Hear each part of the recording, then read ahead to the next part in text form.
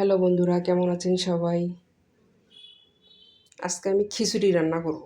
আমার হাজব্যান্ড সকালে উঠেই বলছে আজকে খিচুড়ি খাবো সকালে, এই জন্য খিচুড়ি রান্না করব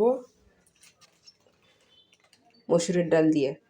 এই যে চাল, দুই পট চাল দেব, 2 পট চাল, 2 পট ডাল দেব।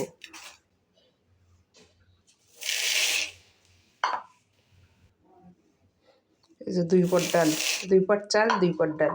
আমি আবার যতটুকু চাল দিই ততটুকু আবার ডাল দিই। চাল আর ডাল সমান সমান করে দিই, তাহলে খিচুড়িতে একটু মজা লাগে খাইতে।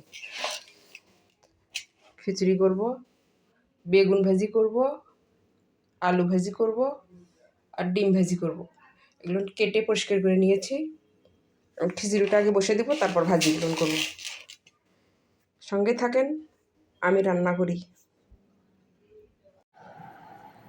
এই তো আমার রান্না কমপ্লিট। এ তো মসুরের ডাল দিয়ে নরম খিচুড়ি বানাইছি আজকে। সঙ্গে বেগুন ভাজি, ডিম ভাজি,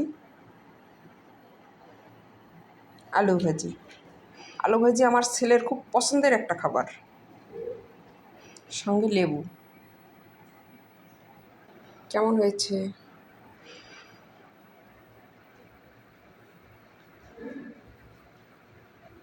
আল্লাহ হাফেজ।